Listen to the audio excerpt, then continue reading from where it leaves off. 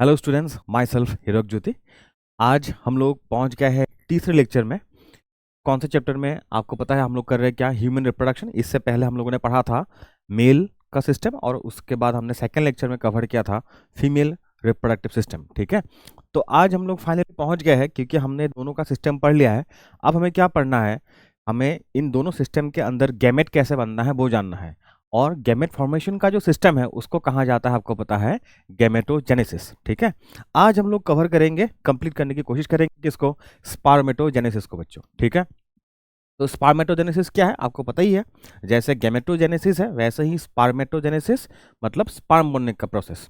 Sperm कहाँ से बनेगा? स्पर्म बनेगा आपको पता है ऑलरेडी, अगर आपने फर्स्ट क्लास किया है तो स्पर्म बनता है कहाँ? टेस्टिस के अंदर जो टेस्टिकुलर लोब्यूल्स होता है, मतलब एक एक जो कंपार्टमेंट होता है उनके अंदर जो सेमिनिफेरस ट्यूबुल है, उन ट्यूबल्स में कुछ खास तरह का सेल पाया जाता है जिनको हम लोगों ने पढ़ा था क्या करके? मेल जार्म सेल या फिर स्पर्मेटोगोनिया। जो एक्चुअली स्पर्म सेल का क्या है? मदर सेल है। वो जो डिप्लॉयड होता है वो क्या करेगा? मियोटिक डिवीजन करेगा बच्चों, और मियोटिक डिवीजन करके फिर क्या बनाता है? डिवीजन करके हैप्लॉइड सेल बनाता है जिनको हम लोग कहते हैं क्या? स्पर्म। तो फिर ये जो पूरा प्रोसेस है स्पर्मेटोगोनिया, मियोटिक सेल डिवीजन करके सेमिनिफेरस ट्यूबुल के अंदर स्पर्म बनाने का जो ये प्रोसेस है उसी को हम लोग क्या कहते हैं? स्पर्मेटोजेनेसिस। इन सब बातों को हमने यहाँ पर एक लाइन में डिफाइन किया हुआ है। ठीक है, तो डेफिनेशन नोट कर लेना है। अच्छा, अब स्पर्मेटोजेनेसिस कैसे होता है वह उसको समझने के लिए एक बार बच्चों हमें रिकॉल करना पड़ेगा मियोटिक डिवीजन। ठीक है, क्योंकि स्पर्मेटोजेनेसिस बेसिकली मियोसिस ही है। तो एक बार फट से हम लोग मियोसिस रिकॉल कर लेते हैं क्योंकि क्लास 11th में पढ़ा हुआ है।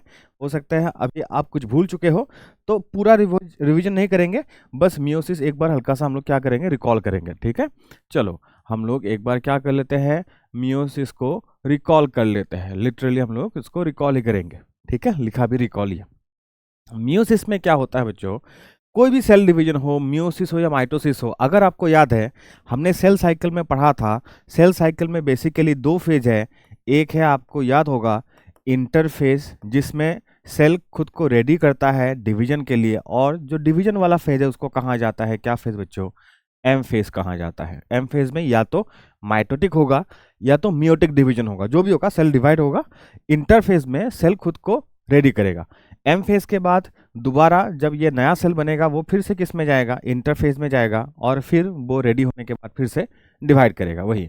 ठीक है, तो ये कुछ ऐसा ही है जैसे हम लोग अपने मम्मी पापा से पैदा हुए, फिर वो नया सेल बना, मतलब फिर हम लोग तुरंत नया फिर ह्यूमन प्रोड्यूस नहीं कर पाएंगे। ठीक है, एक हमें बड़ा होके सर्टेन एज तक जाना पड़ेगा, उसके बाद हमारी शादी हो पाएगी, तो फिर उसके बाद हमारे भी बच्चे पैदा होते हैं। तो कुछ ऐसा ही है इंटरफेस, मतलब ये बीच में जो प्रिपरेशन वाला फेज है ना, वही इंटरफेज है सेल का भी। ठीक है, अच्छा, अब इंटरफेज में अगर आपको याद है, इंटरफेज में मैं आपको बता दूं अगर याद नहीं है, तो इंटरफेज में 3 फेज आता है बच्चों। एक है G1 फेज, एक है S फेज, और एक है G2 फेज।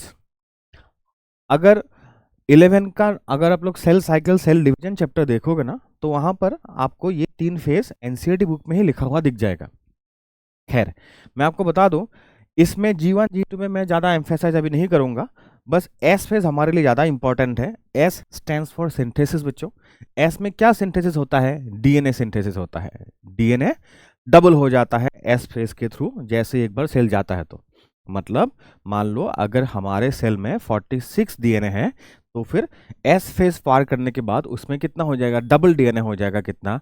92 डीएनए हो जाएगा बच्चों।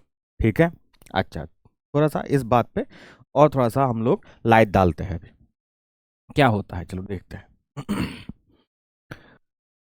मान लो ये एक सेल है, उसको अभी डिवाइड करना है। डिवाइड करने के लिए उसको रेडी होना पड़ेगा। ठीक है, मैं यहाँ पर 46 क्रोमोसोम तो नहीं बना सकता। ठीक है, मैं इस पर 2 क्रोमोसोम बना रहा हूँ। ठीक है, ये मान लो ये 2 क्रोमोसोम है। ठीक है, 1 पेयर ऑफ क्रोमोसोम। हमारे पास ऐसा कितना क्रोमोसोम है? 23 पेयर्स ऑफ क्रोमोसोम होता है, पता ही होगा आपको। ठीक है, अच्छा, अब ये क्या करेगा? पहले करेगा वो इंटरफेस में जाएगा। इंटरफेस में जाएगा, खुद को रेडी करेगा। बाकी और भी कुछ प्रोटीन बनाना होता है, कुछ कुछ एंजाइम्स वगैरह बनाना होता है ना, तो ये सब बनाएगा। एनर्जी उसको रेडी करना होता है, एटीपी वगैरह वो सब करेगा साथ साथ। लेकिन बहुत ही इंपॉर्टेंट है उसका, अगर इस सेल को डिवाइड करना है, उसका डीएनए का डबल होना बहुत ज़रूरी है। तो अब डीएनए रेप्लिकेशन अगर हो चुका है तो क्रोमोसोम के अंदर क्या है बच्चों? क्रोमोसोम के अंदर कुछ नहीं, क्रोमोसोम के अंदर डीएनए है और कुछ प्रोटीन्स है, वही क्रोमोसोम है। हम लोग पढ़ेंगे ये सब मॉलिक्यूलर बेसिस ऑफ इनहेरिटेंस में। तो क्रोमोसोम माने यहाँ पर क्या है? डीएनए है। जब एक डीएनए बहुत ज़्यादा ऐसे ऐसे ऐसे कॉल हो जाता है ना, डीएनए हम लोग तो बनाते हैं ऐसे, ठीक है, डीएनए को बनाया जाता है इस तरीके से, लेकिन इस तरह से कभी रहता नहीं है सेल के अंदर प्रैक्टिकली। ये तो बच्चों के कन्वीनियंस के लिए हम लोग ऐसे बनाते हैं, लेकिन डीएनए बहुत ही ज़्यादा ऐसे सुपर कॉइल्ड रहता है। डीएनए जब ऐसे हाईली कॉइल्ड हो जाता है, यही डीएनए जब ऐसे हाईली कॉइल्ड हो जाएगा तो कुछ इस तरह का आपको दिखेगा, ठीक है, इस तरह का आपको दिख जाता है, ठीक। तो इसी को हम लोग क्या कहते हैं? क्रोमोसोम कहा जाता है। हाईली कॉइल्ड होने के लिए क्रोमोसोम को, डीएनए को हमें कुछ प्रोटीन्स के ऊपर ऐसे ऐसे रोल करना रहता है। तो वही प्रोटीन्स और डीएनए मिलके फिर हम लोग क्या बनाते हैं? एक क्रोमोसोम बना देते हैं। मतलब हम लोग जब ऐसे क्रोमोसोम बना रहे होते हैं, बेसिकली ये जो हमने हाईली कॉइल्ड डीएनए बनाया ना, उसी का हम लोग बस क्या बना लेते हैं? आउटलाइन बना लेते हैं बच्चों, ठीक है। अच्छा, तो हमने क्या सीखा कि क्रोमोसोम के अंदर डीएनए है और प्रोटीन है मेनली, ठीक। अच्छा, अब उससे ज़्यादा डिटेल्स में यहाँ पर नहीं चाहिए आपको। अब इंटरफेस में क्या हो जाता है? ये डीएनए डबल हो जाता है। ये एक डीएनए है, एक क्रोमोसोम के अंदर नॉर्मली एक डीएनए होता है। अब ये डीएनए डबल हो जाता है। जैसे ये डीएनए के साथ कॉपी होके एक और डीएनए बन जाता है, इसके साथ एक और डीएनए, उसका ये भाई बन गया कॉपी होके, ठीक है, सेपरेट नहीं होता है, साथ में ही रहता है, ऐसे उसका कॉपी बन गया, ठीक। तो फिर हम देखेंगे कि क्रोमोसोम में भी कुछ इस तरह का ड्रॉ करना पड़ेगा फिर आपको, ठीक। अच्छा, अब यहाँ पर वैसे इतना मोटा मोटा क्रोमोसोम आपको इंटरफेस में दिखेगा नहीं, वैसे एक बार बता दूं आपको, ये आपको बाद में दिखता है इतना मोटा मोटा डिस्टिंक्ट, लेकिन मैं बस कॉन्सेप्ट आपको यहाँ पर समझा रहा हूँ, ठीक है। बाकी सेल साइकिल, सेल डिवीजन में कुछ चीज़ों पे हम लोग अच्छे से और बारीक से देखेंगे। अब इंटरफेस हो जाने के बाद ये सेल थोड़ा साइज में भी बड़ा हो जाता है, ठीक है, ग्रो कर जाता है, और क्रोमोसोम में क्या हो जाता है? डीएनए का डुप्लीकेशन हो जाता है। मतलब यहाँ पर क्रोमोसोम कितना है बच्चों अगर पूछा गया, ध्यान रखना, क्रोमोसोम कितना अगर पूछा गया तो क्रोमोसोम अभी भी इसमें क्या है? जब तक ये डीएनए सेपरेट नहीं होगा उसको हम लोग एक एक क्रोमोसोम ही मानेंगे। तो ये एक येलो और एक व्हाइट मिला के दिस इज वन क्रोमोसोम, ठीक है। तो अभी भी ये सेपरेट नहीं हुआ ना, सेपरेट होने से उसको दो क्रोमोसोम कहा जाएगा। तो अभी भी उसमें क्या है? एक एक क्रोमोसोम ही है बच्चों। तो दो क्रोमोसोम है, लेकिन उसमें डीएनए क्या है बच्चों? डबल है, ठीक है। अच्छा, अब इसमें क्रोमोसोम कितना था? चलो बताओ, इसमें क्रोमोसोम इसमें था कितना था? दो था। इसमें डीएनए कितना था? डीएनए भी इसमें कितना था? दो था। लेकिन अब इसमें क्रोमोसोम कितना हो गया? शॉर्ट में लिख रहा हूं मैं, क्रोमोसोम कितना हो गया? दो है, लेकिन इसमें डीएनए कितना है बच्चों? डीएनए है चार है, ठीक, आ गया समझ? अच्छा, अब इतना करने के बाद अब वो सेल रेडी है, ठीक है। अब थोड़ा सा ही रिकॉल करना बाकी है हमें, थोड़ा सा रिकॉल करना बाकी है। इसके बाद अब वो सेल डिवाइड होगा, और आपको याद होगा कि जब मियोटिक डिवीजन होता है, हमें मियोसिस मियोसिस डिवीजन करना ना, जब मियोसिस होता है तो मियोसिस दो स्टेज में होता है। एक होता है मियोसिस वन, दो स्टेप में होता है। मियोसिस वन में ये दो सेल हो जाता है, और दोनों सेल में बच्चों पता है कैसे डिवाइड होता है? एक एक सेल बनेगा, और दोनों सेल में यहाँ से कैसे जाएगा पता है? ये एक एक क्रोमोसोम जाएगा। एक एक क्रोमोसोम मतलब अभी भी डीएनए जो है ना वो सेपरेट नहीं हुआ है, ऐसा चला जाएगा, ठीक है। अब जरा ध्यान देना, कहा जाता है, आपने भी पढ़ा होगा कि मियोसिस वन के बाद कि जो क्रोमोसोम है उसका प्लॉइडी क्या हो जाता है? क्रोमोसोम नंबर आधा हो जाता है। देखा गया कि यहाँ पर क्रोमोसोम जो कितना था पहले? दो था। अब हर एक सेल के अंदर यहाँ पर अगर मैं पूछूं इसमें क्रोमोसोम कितना है बच्चों? इसमें क्रोमोसोम है, एक क्रोमोसोम है, मतलब क्रोमोसोम का नंबर क्या हो गया? हाफ हो गया। ये तो आपने पहले भी पढ़ा होगा, है ना।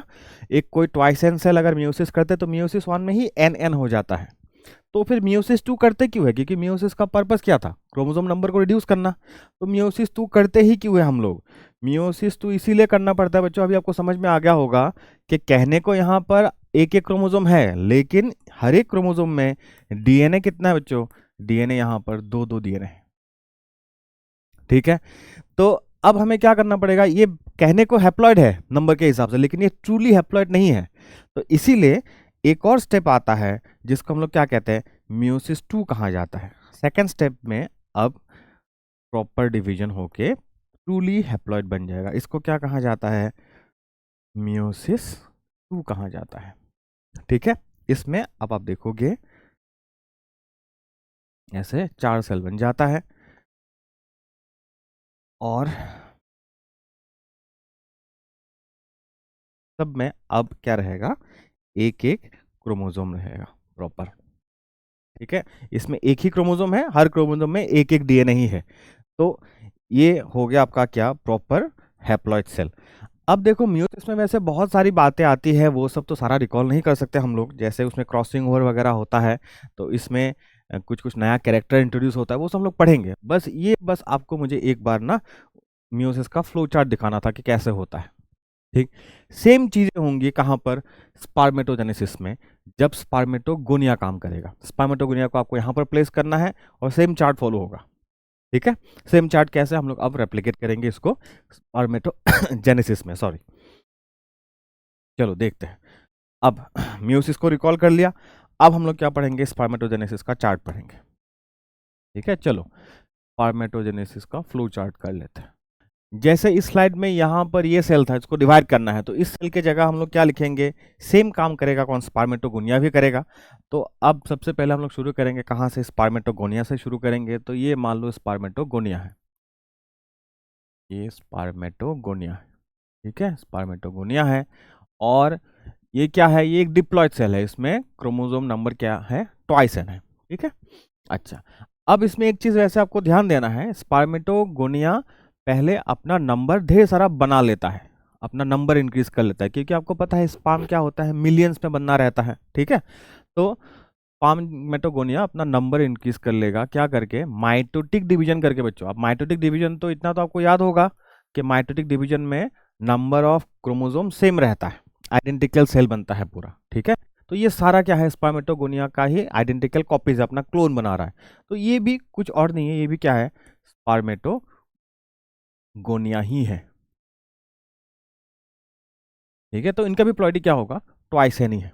ठीक है, ये जो फेज है, इस फेज को यहां पर हम लोग कहते हैं, इसको मल्टीप्लिकेशन फेज कहा जाता है। ये जो फेज है उसको कहा जाता है मल्टीप्लिकेशन फेज। ठीक है, अब उसके बाद अब ये जो स्पर्मेटोगोनिया है वो क्या करेगा? डिवाइड करेगा। डिवाइड करने के लिए उसको क्या करना है? जैसे पिछली बार हमने देखा था, कोई भी सेल डिवाइड करता है तो पहले क्या करता है? इंटरफेस के थ्रू जाता है, फिर बड़ा हो जाता है। तो अब इनको भी क्या करना है? ग्रो करना है। ठीक है, नंबर ऑफ डीएनए डबल करना है। तो नेक्स्ट जो फेज आता है उसको हम लोग क्या कहते हैं? ग्रोथ फेज कहा जाता है। ग्रोथ फेज में बेसिकली क्या होगा? वही इंटरफेज ही होगा। ठीक है, तो ग्रोथ फेज आता है, तो इसमें से किसी एक को ले लेते हैं हम लोग।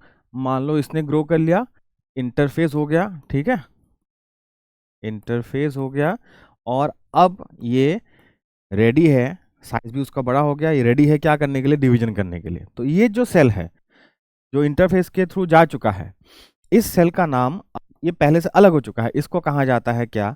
इसको कहा जाता है बच्चों प्राइमरी स्पर्मेटोसाइट कहा जाता है। स्पर्मेटोसाइट कहा जाता है। अब इसमें ध्यान देने वाली बात क्या है? इसमें भी प्लॉइडी, जैसे डीएनए, डीएनए देखो, इसमें नंबर ऑफ डीएनए कितना था? 2, सॉरी क्रोमोसोम 2 था, डीएनए भी 2 था, इसमें भी क्रोमोसोम 2 है। तो फिर अगर ये ट्वाइसन है तो फिर ये भी क्या है? ट्वाइसन ही है इंटरफेस के बाद भी। तो सिमिलरली अगर ये ट्वाइसन है तो इंटरफेस के बाद भी नंबर ऑफ क्रोमोसोम नहीं बढ़ा है, नंबर ऑफ डीएनए डबल हुआ है। ध्यान देना है। ठीक है, नंबर ऑफ क्रोमोसोम नहीं बढ़ा है, नंबर ऑफ डीएनए डबल हुआ है बच्चों।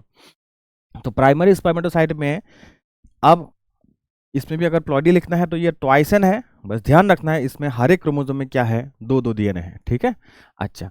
अगर ह्यूमन की बात करें तो इसमें डीएनए कितना है? इसमें डीएनए नॉर्मल से डबल है, मतलब कितना है? 92 है बच्चों। ठीक, चलो अब नेक्स्ट आ जाते हैं। ये जो सेल है अब वो डिवाइड करेगा क्या? म्यूटिक डिवीजन करेगा। ठीक है, तो अब ये क्या करता है? ये मियोसिस 1 करेगा। मियोसिस 1 करने से इससे 2 सेल बन जाएगा। ठीक है, तो अब जो ये 2 सेल बनेगा, ये दोनों सेल, इनका एक नया नाम दे दिया गया है। इनका नाम क्या दिया गया है? प्राइमरी स्पर्मेटोसाइट के बाद सेकेंडरी स्पर्मेटोसाइट। ठीक है, इसका नाम है सेकेंडरी स्पर्मेटोसाइट। ठीक है।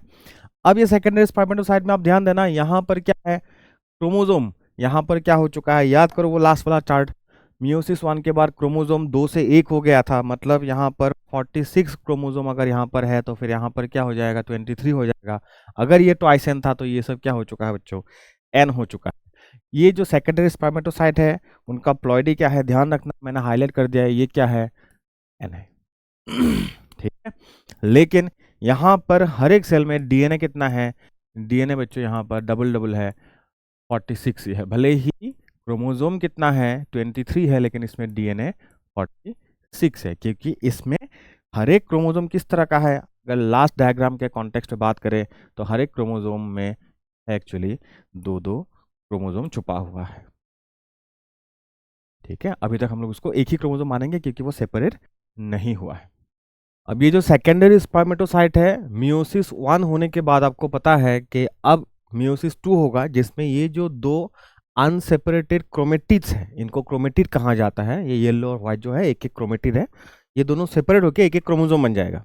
ठीक है, तो यहाँ पर हम देखेंगे जैसे मियोसिस में हमने कहा था, ठीक है, तो अब मियोसिस 2 होगा, मियोसिस 2 होके हर एक सेकेंडरी स्पर्मेटोसाइट से, ध्यान देना, ठीक है, एक एक स्पर्मेटोसाइट से दो दो क्या बनेगा, स्पर्मेटिड बनेगा बच्चों, इनको स्पर्मेटिड कहा जाता है। ठीक है, तो यहाँ पर भी ऐसे दो स्पर्मेटिड बन जाएगा। अब यहाँ पर ध्यान देना, यहाँ पर क्या हो चुका है, इन हर एक स्पर्मेटिड में एक एक क्रोमोसोम है, एक एक क्रोमोसोम तो है ही, साथ में हर क्रोमोसोम में अब क्या है, बस एक एक डीएनए ही है। ठीक है, तो ये प्रॉपर क्या बन चुका है, प्रॉपर हैप्लॉइड बन चुका है, जिस तरह का हमें चाहिए प्लॉइडी गैमेट्स में। अच्छा, तो इनका नाम क्या कहा मैंने, इनका नाम कहा बच्चों, नाम है स्पर्मेटिड कहा जाता है। इनको अभी भी हम लोग क्या नहीं कह रहे, अभी भी इनका नाम क्या नहीं दिया जा रहा है, स्पर्म नहीं कहा जा सकता उनको, इसमें अभी भी चेंजेस आना जरूरी है। तो ये है क्या, ये सब स्पर्मेटिड्स हैं। ठीक, अब देखो, हाँ यहाँ पर हुआ क्या, मियोसिस 2 हुआ, मियोसिस 2 हो गया, चलो ठीक है। अब ये जो स्पर्मेटिड्स है नया नया बना है, इनको अब आहिस्ता आहिस्ता मैच्योर किया जाएगा। ठीक है, सेल बायोलॉजिकल लैंग्वेज में उनको मैच्योरेशन कहा जाता है। अब ये मैच्योर होगा into spermatozoa, spermatids will mature into, दो वर्ड यूज किया जाता है, एक तो मैच्योरेशन, दूसरा डिफरेंशिएशन, समझ लेना। सेल बायोलॉजी में जब मैच्योरेशन कहा जाता है तो इसका मतलब ये नहीं है बच्चों कि इनको जैसे क्या अच्छा है क्या खराब है दुनिया की वो समझ में आ चुका है, वैसा नहीं। मैच्योर होना मतलब सेल जिस काम के लिए जैसा मॉडिफाई होना चाहिए सेल को, वैसा मॉडिफिकेशन उसमें आ चुका है, तो उसको कहा जाता है कि सेल पूरी तरह मैच्योर हो चुका है। तो अब इसमें मैच्योरेशन किस तरह से होगा, अगर इसको एक प्रॉपर स्पर्म में कन्वर्ट होना है तो इसमें चेंज क्या आएगा, आहिस्ता आहिस्ता इसमें क्या बनेगा, एक हेड बनेगा, आपको पता है। ठीक है, हम लोग स्पर्म का स्ट्रक्चर भी देखेंगे लेक्चर के लास्ट में। फिर एक मिडिल पीस बनेगा, फिर एक लंबा सा क्या बनता है, टेल बनता है। तो ये सब तो पहले नहीं था ना, जैसे ही ये सब बन जाएगा फिर हम लोग कहेंगे अब ये क्या बन चुका है, एक स्पर्म बन चुका है। वैसे आपको बता दूं स्पर्म का पूरा नाम क्या है, स्पर्म का पूरा नाम है स्पर्मेटो जून कहा जाता है। अब स्पर्मेटो जून जो है बच्चों वो क्या है, आपको ये एनसीईआरटी में नहीं मिलेगा, ये जो है ये सिंगुलर नंबर में स्पर्मेटो जून कहा जाता है, प्लूरल में इसी को स्पर्मेटो जोआ कहा जाता है। ठीक, अच्छा, तो ये कोई अलग चीज नहीं है। तो ये जो स्पर्मेटो जोआ बनने का ये जो प्रोसेस है स्पर्मेटिड्स है, इस प्रोसेस में हेल्प करता है कुछ कुछ फैक्टर, ध्यान देना, एनसीईआरटी का स्टेटमेंट है, बाद में दिखाऊंगा मैं आपको। क्या कहा मैंने, स्पर्मेटिड नॉर्मल सेल जब ऐसे हेड मिडिल पीस टेल ऐसे टिपिकल स्पर्म में कन्वर्ट हो जाता है, ये जो प्रोसेस है इस प्रोसेस में हेल्प करता है कुछ कुछ फैक्टर, जो एक्चुअली रिलीज करता है कौन, सार्टोली सेल रिलीज करता है। ठीक है, सार्टोली सेल को उसके लिए सिग्नल कौन देता है, एक हार्मोन देता है, हम लोग पढ़ेंगे नेक्स्ट सेगमेंट में, हमें पढ़ना ही है, क्या पढ़ना है, हार्मोनल रेगुलेशन ऑफ स्पर्मेटोजेनेसिस, उसमें हमें अच्छे से ये सब डिस्कस करना है। खैर, अब ये जो स्पर्मेटिड आहिस्ता आहिस्ता चेंज होता है किसमें, स्पर्मेटोजोआ में, इस प्रोसेस का भी एक नाम है, इस प्रोसेस का नाम है क्या, स्पर्मियोजेनेसिस। क्या कहा मैंने, चलो मैंने कहा एक इंपॉर्टेंट वर्ड है, आप लोग लिखोगे, आप भी मेरे साथ लिखना, लिखोगे नहीं तो बात बनेगी नहीं, मैं हमेशा कह रहा हूँ, बस देखते रहोगे तो काम नहीं चलेगा। तो क्या कहा मैंने, स्पर्मियोजेनेसिस कहा। ठीक है, ये सब वर्ड ना यूज किया जाता है आपको कंफ्यूज करने के लिए, एक है स्पर्मियोजेनेसिस, जो हमने शुरू में डेफिनेशन लिखा था वो क्या था, स्पर्मेटोजेनेसिस बच्चों। अभी तक हमने जो पूरा जो स्लाइड बनाया, ये जो स्लाइड है यहाँ से लेकर स्पर्मेटोगोनिया से लेकर यहाँ तक, ये पूरा क्या है, स्पर्मेटोजेनेसिस। इसका जो लास्ट स्टेप है वो है एक्चुअली क्या, स्पर्मियोजेनेसिस। तो स्पर्मियोजेनेसिस और स्पर्मेटोजेनेसिस अलग है। एक और वर्ड है जहाँ आपको कंफ्यूजन हो सकता है, एनसीईआरटी में जो जो वर्ड है वो सारा वर्ड कवर करेंगे, स्पर्मिएशन। स्पर्मिएशन क्या है वो भी हम लोग समझेंगे। चलो पहले स्पर्मियोजेनेसिस क्या है लिख लेते हैं। ये है क्या, मैच्यूरेशन। मैच्यूरेशन का एक और मैंने वर्ड कहा था वैसे, अगर आपको याद है, मैच्यूरेशन को हम लोग क्या कह सकते हैं, डिफरेंशिएशन भी कहा जा सकता है। डिफरेंशिएशन कहा जा सकता है। डिफरेंशिएशन मतलब क्या, क्योंकि अब जो सेल है वो थोड़ा सा पहले वाले सेल से आप ऐसे समझ सकते हो, सिंप्लीफाई कर देते हैं, डिफरेंट हो चुका है। तो ये जो डिफरेंस आया है एक खास काम के लिए, जो मॉडिफिकेशंस आया है, इस पूरे प्रोसेस को डिफरेंशिएशन कहा जाता है। ठीक है, दो वर्ड है, एक सेल डिवीजन, दूसरा सेलुलर डिफरेंशिएशन। यहाँ पर कुछ डिवीजन वगैरह नहीं हुआ बच्चों, तो फिर अगर आपको कंफ्यूजन है कि बताओ इनका प्लॉइडी क्या होगा पूछा गया, तो यहाँ प्लॉइडी एन है तो यहाँ पे प्लॉइडी एन ही है, कुछ चेंज नहीं हुआ है, ना ही नंबर ऑफ क्रोमोसोम में, ना ही नंबर ऑफ डीएनए में कुछ चेंज हुआ है, बस सेल के मॉर्फोलॉजी में चेंज आया है। ठीक, अच्छा, तो मैच्यूरेशन और डिफरेंशिएशन सेम चीज है सेल के कॉन्टेक्स्ट पे। तो maturation and differentiation of what, of spermatids, of spermatids, of spermatids into what, किस में, इनटू स्पर्मेटोजोआ। फिर जो मैंने आपको कहा था उसको ऐड करना जरूरी है, into spermatozoa with the help of, with the help of, इसमें कौन हेल्प करता है, कुछ proteins, with the help of certain factors लिख देंगे, एनसीईआरटी का वर्ड लिखेंगे, जितना हो सके वो याद करना जरूरी है। Certain factors secreted by what, किसने रिलीज किया था ये सारा फैक्टर, जो ये जो नया नया यंग स्पर्म बना है उनका ध्यान कौन रखता है, जो मैंने कहा था नर्स सेल, कौन, सर्टोली सेल। ठीक है, अपने लास्ट लेक्चर में मैंने कहा है, सिक्रेटेड बाय द कौन, सर्टोली सेल। इनको नर्स कहा जाता है कि ये जो बच्चा, ये बच्चा पैदा तो कर रहा है कौन, स्पर्मेटोगोनिया, लेकिन उनका ध्यान कौन रखता है, सर्टोली सेल। ठीक है, तो रेगुलेशन में और देखेंगे उनका क्या रोल है, सर्टोली सेल्स। ये है स्पर्मियोजेनेसिस का प्रॉपर डेफिनेशन। अब स्पर्मिएशन क्या चीज है बच्चों, स्पर्मिएशन क्या है, जैसे ही स्पर्म का ये सब हेड बन गया, मिडिल पीस बन गया, टेल बन गया, ये सब बन चुका है ना, तो वो क्या करता है, ये जो यंग स्पर्म्स है, जैसे ये सर्टली सेल है, सर्टली सेल ना आप देखोगे कुछ इस तरह का होता है, सर्टली सेल लंबा सा, और ऐसा आपको लगेगा कि अपने हाथों को फैला के खड़ा हुआ है, हाथों को फैला के ही रखता है वो, एक्चुअली क्यों मैं बाद में आपको समझाऊंगा। ये जो सर्टली सेल है, इन सेल्स के अंदर बहुत सारा क्या होता है, खाना जमा होता है, किसके लिए, इन बच्चों के लिए, बच्चों के लिए मतलब कौन, स्पर्म्स के लिए बहुत सारा खाना जमा होता है, और स्पर्म बनते ही अपना हेड जो है इसके अंदर ऐसे डाल देता है, इससे खाना खाना शुरू कर देता है वो। ठीक है, और आहिस्ता आहिस्ता वो और ज़्यादा डेवलप होने लगता है, बड़ा होने लगता है। ठीक, तो लेकिन ये हमेशा के लिए तो नहीं कर सकता, एक टाइम पे उसको बड़ा होके घर छोड़ के जाना होता है। जब यहाँ से जो स्पर्म मेच्योर हो चुका है पूरी तरह, अब उनको नर्स नहीं चाहिए, तो फिर थोड़ा सा बड़ा हो चुका है, टीनेजर स्पर्म टाइप, ठीक है, तो वो अब इनको छोड़ के चला जाएगा, आहिस्ता आहिस्ता सेमिनिफरस ट्यूबुल से निकल जाएगा। इसको कहा जाता है स्पर्मिएशन बच्चों। ठीक है, तो स्पर्मिएशन क्या है, स्पर्मिएशन मतलब रिलीज ऑफ स्पर्म्स या फिर spermatozoa from what, from Sertoli cells, उसको कहा जाता है स्पर्मिएशन। तो वर्ड्स में कंफ्यूज्ड नहीं होना है। ठीक है, चलो अब यहाँ पर ये जो सर्टोली सेल है वो अपने हाथों को फैला के इसीलिए ऐसे रहता है, आपको बता दूं, ये जो स्पर्म है इनको अटैक कर सकता है कौन, अपना WBCs। ठीक है, अपना WBCs अटैक कर सकता है। WBCs अटैक इसीलिए कर सकता है क्योंकि ये जो स्पर्म है वो जेनेटिकली हमारे सेल के साथ आइडेंटिकल नहीं होता, तो उससे ये क्या करता है, प्रोटेक्ट करता है, कौन, सर्टोली सेल। ठीक है, तो अब सर्टोली सेल मतलब हर तरफ से जितना पॉसिबल हो सकता है क्या इनका ख्याल रखता है, इसका स्पाम्स का। ठीक, तो देखो अभी एनसीईआरटी में हमने अभी तक कहाँ तक कवर किया है, यहाँ तक कवर किया है। देखो ये स्पार्मेशन ना, तो यहाँ तक हमने कवर किया है, तो ये पैराग्राफ हो चुका है। एक बार ये एनसीईआरटी अच्छे से आप लोग रीडिंग करना, आपको समझ में आ जाएगा। अब इसके बगल में एक डायग्राम है, इस डायग्राम को मैं आपको समझाता हूँ। ठीक है, डायग्राम हम लोग बनाएंगे और समझेंगे। चलो ये मैंने बना लिया। ये सब कुछ कहाँ हो रहा है, सेमिनिफरस ट्यूबुल के अंदर। तो ये है क्या, सेमिनिफेरस ट्यूबुल का ये वॉल है। ठीक है, हमें पता है इस वॉल में दो तरह का सेल आपको मिलेगा, that is line by two types of cells. हमने किस में पढ़ा है, मेल रिप्रोडक्टिव सिस्टम जब हमने पढ़ा था उसमें पढ़ा है।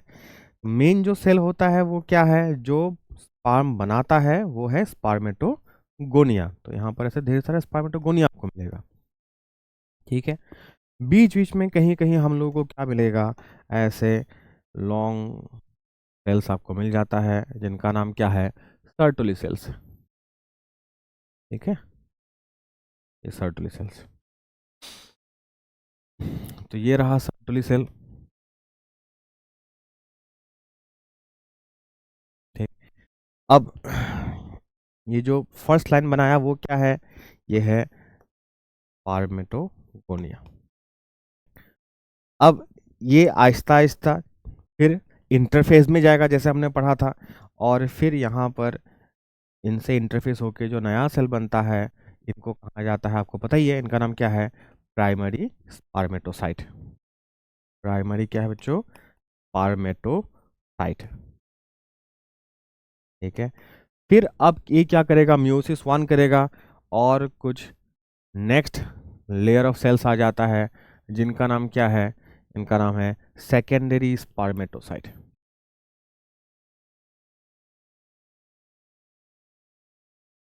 ठीक है, फिर उसके बाद जो नेक्स्ट लेयर आएगा उनको क्या कहा जाता है, वही फ्लो चार्ट फॉलो करना है, इनका नाम है क्या, स्पर्मेटिड। ठीक है, फिर वही चेंज होके क्या बन जाता है, स्पर्म बन जाता है या फिर स्पर्मेटोजुआ बन जाता है, और फिर ये पहुंच जाता है अपने नार्सिस के वहाँ। ठीक है, तो ये हो गया कौन, स्पर्मेटोजुआ।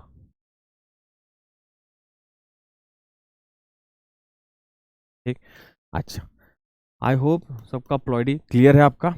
अब देखो सेम डायग्राम एनसीईआरटी में बनाया गया है, एनसीईआरटी में देखेंगे, लेकिन यहाँ पर थोड़ा सा करेक्शन जरूरी है बच्चों। ठीक है, एनसीईआरटी में देखो यहाँ पर सर्टुली सेल दिखाया गया है, सर्टुली सेल का ये बस न्यूक्लियस सा उन्होंने कुछ दिखा दिया है, पूरा सेल नहीं दिखाया है। लेकिन आपको लेयर वाइज जाना है और लेवलिंग करना है, सिंपल है। लेयर वाइज कैसे जाओगे, पहला लेयर क्या है, स्पर्मेटोगोनियम का है, उसके बाद जो नेक्स्ट लेयर आएगा वो क्या होगा, प्राइमरी स्पर्मेटोसाइट का होगा। उसके बाद जो नेक्स्ट लेयर, ये पहला लेयर है ना, ये पहला लेयर है, ये वाला ये पहला लेयर ऑफ सेल्स है, तो ये क्या होगा, स्पर्मेटोगोनिया होगा। यहाँ पर करेक्ट है। ठीक है, मैंने कहा था ना करेक्शन जरूरी है, कहाँ देखना। फिर जो ये सेकेंड लेयर ऑफ सेल्स है, ये सेकेंड लेयर ऑफ सेल्स है वो क्या है, प्राइमरी स्पर्मेटोसाइट है, ये भी सही है।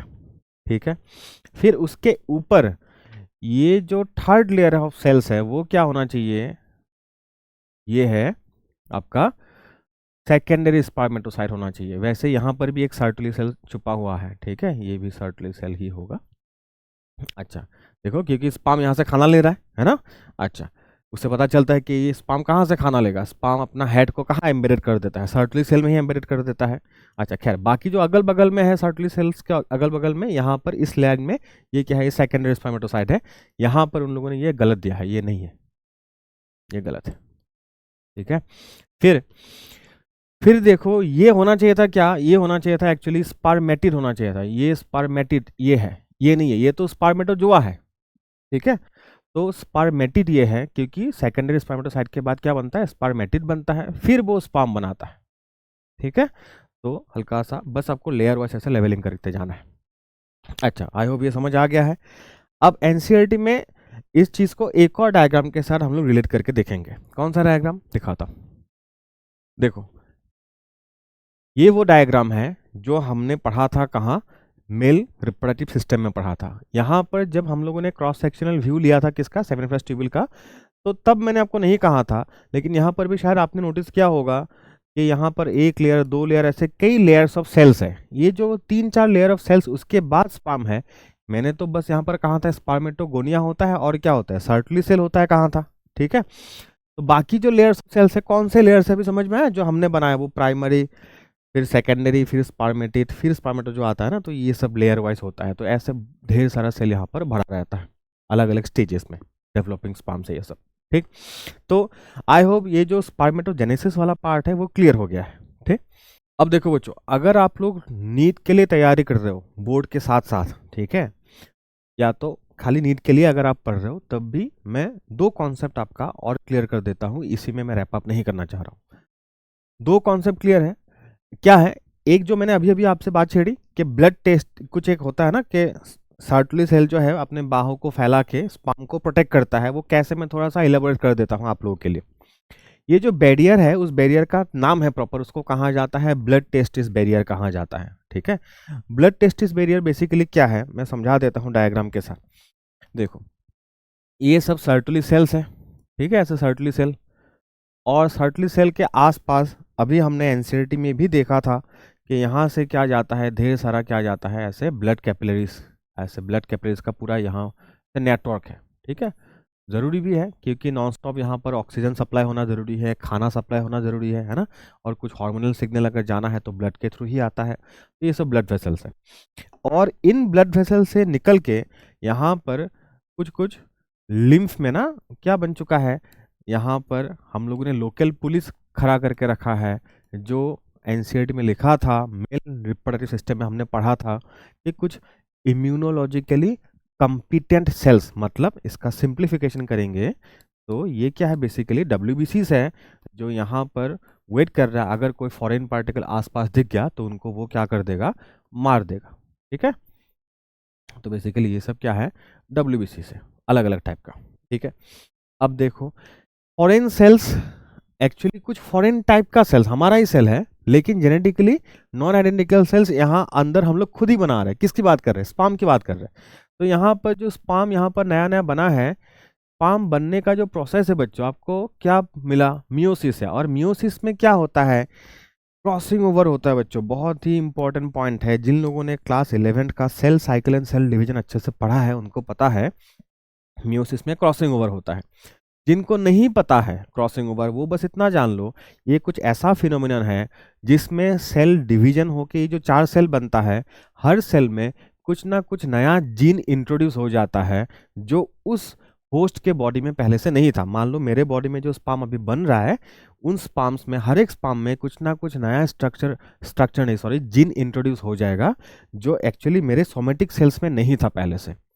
इसीलिए हम जिस स्पर्म और एग से बने हैं हम लोग भी, क्योंकि उसमें यूनिक कैरेक्टर्स है जो हमारे मम्मी पापा के पास नहीं था, वही यूनिक कैरेक्टर्स, कुछ कैरेक्टर हम में आ जाता है। ठीक है, इफ़ यू एवर वंडर कि ये हमारे पास कैसे कैरेक्टर आया, ना मेरे पापा ऐसे है ना मम्मी ऐसी है, the main reason is one actually crossing over during gamete formation, जो मियोसिस का एक क्रूशियल स्टेप है। तो क्रॉसिंग ओवर के चलते, चलो इसको लिखेंगे हम लोग, because of crossing over, because of crossing over, क्या होता है crossing over, gametes are, gametes are genetically, genetically क्या हो जाता है, नॉन आइडेंटिकल, नॉन आइडेंटिकल, किसके साथ नॉन आइडेंटिकल है, टू देयर पेरेंट सेल्स, जिनसे वो बनता है उनके साथ वो आइडेंटिकल नहीं रहता जेनेटिकली। ठीक है, अच्छा, तो अब क्या हो जाता है, दैट इज वाई शॉर्ट में लिख रहे हैं, दैट इज वाई जो स्पर्म्स अभी ये बनेगा ना, sperms can be treated, can be treated as what, as, क्या ट्रीट किया जा सकता है उनको, फॉरेन सेल के ट्रीट किया जा सकता है, as foreign cells, foreign cells by what, by our immune system, ये बहुत बड़ा झोल हो गया। ठीक है, हमारा ही इम्यून सिस्टम, हमारा ही स्पर्म जो है वो मार सकता है। इनको अब बचाने के लिए हम लोगों ने क्या रखा है, इनको बचाने के लिए हम लोगों ने यहाँ पर नर्सेस को जिम्मा दिया है। नर्सेस यहाँ पर अपने हाथों को फैला के एक एनसर्कलिंग घेरा बना लेता है, ऐसे ऐसे घेरा बना लेगा। ठीक है, नर्सेस ऐसे घेरा टाइप बना लेता है ताकि इन WBCs को पता ही ना लगे कि अंदर कुछ स्पर्म्स या फिर जेनेटिकली नॉन आइडेंटिकल सेल्स है। समझ में आ रहा है?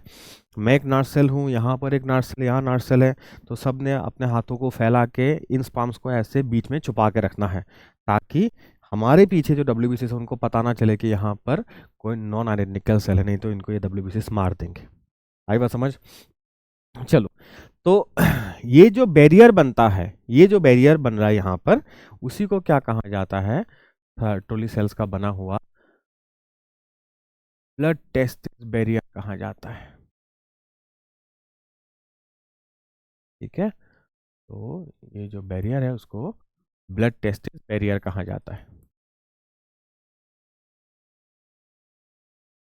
ठीक है, ये एक इम्पॉर्टेंट कॉन्सेप्ट था, जानना चाहिए आपको, बहुत इंटरेस्टिंग फैक्ट है। अब लास्ट स्लाइड में आते हैं आप लोग। लास्ट स्लाइड में, इस स्लाइड में जरा ध्यान देना, ये जो बैरियर है, बैरियर यहाँ से है, दिख रहा है आपको बैरियर? इन लोगों को हमने लेकिन बाहर रख दिया है। अब स्पर्मेटोगोनिया जो है वो हमारा क्या है? नॉर्मल डिप्लॉयड सोमेटिक सेल है, इनको अटैक नहीं करने वाला WBC इधर है।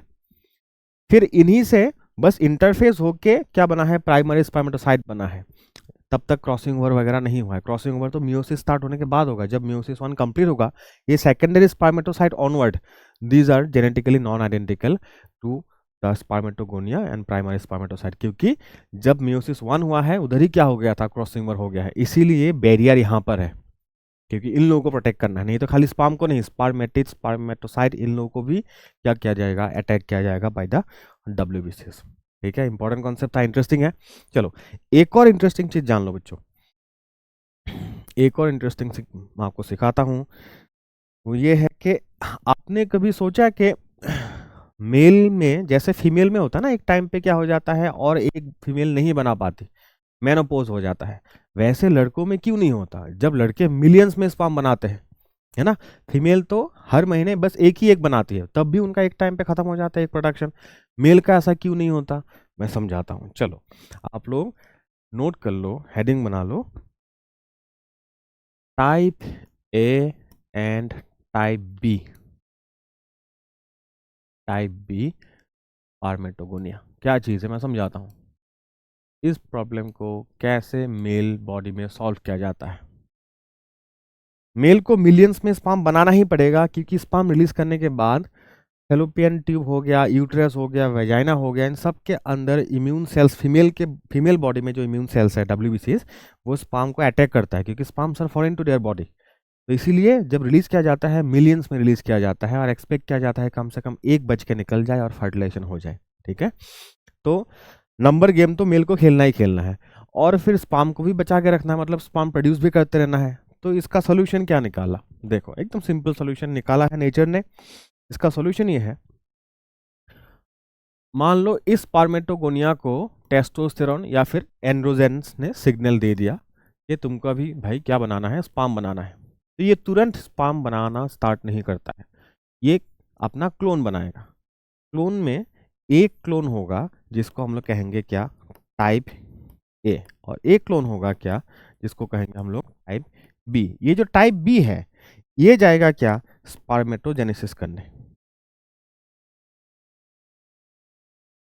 ठीक है, ये रह जाएगा। समझ में आ रहा है? ये है क्या? इसको ऐसे हम लोग स्टेम सेल कहते हैं, स्टेम सेल। ये वैसे रह जाएगा, मतलब अगर ये डायरेक्ट स्पर्मेटोजेनेसिस करता है, इससे 4 स्पर्म बनता, फिर ये खत्म, है ना। अब क्या हुआ? इसने 2 बना लिया, एक ने बना दिया स्पर्म, लेकिन ये नंबर कम नहीं होगा, स्पर्मेटोगोनिया अब भी हमारे पास उतना ही रह जाएगा। समझ आ रहा है? तो नेक्स्ट टाइम मान लो फिर से सिग्नल आया, तो ये फिर से डिवाइड करेगा टाइप पे, और फिर डिवाइड करके फिर से एक टाइप पे टाइप बी बनाएगा, टाइप बी जाएगा। एक हमेशा मतलब ए टाइप जो है वो हमेशा रिप्लेनिश करता है किसको, स्पर्मेटोगोनिया को, वो हमेशा एज ए बैकअप रह जाएगा। आ गया समझ? चलो फिर, तो ये दो इंपॉर्टेंट कॉन्सेप्ट था जो मेरे ख्याल से नीट वाले बच्चों को जानना चाहिए।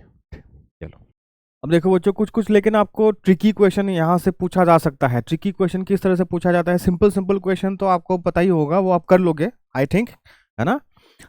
सिंपल क्वेश्चन में आपको दिक्कत नहीं होगी। जैसे अगर आपको पूछा गया, जैसे मान लो जैसे हमने अभी कहा कि मान लो 200 मिलियन या फिर ऐसे मान लो 200 स्पर्म बनाने के लिए कितना स्पर्मेटोगोनिया चाहिए होगा, तो 200 स्पर्म बनाने के लिए एक स्पर्मेटोगोनिया से कितना सॉरी कितना स्पर्म बनेगा? एक स्पर्मेटोगोनिया से कितना बनता है, ध्यान रखना है आपको, 4 क्या बनता है? स्पर्म बनता है। ठीक है, वैसे ही कुछ और चीज़ आप लोग, ठीक है, तो अगर 200 स्पर्म बनाना है तो कितना यूज होगा, तो डिवाइडेड बाय 4 करना है आपको।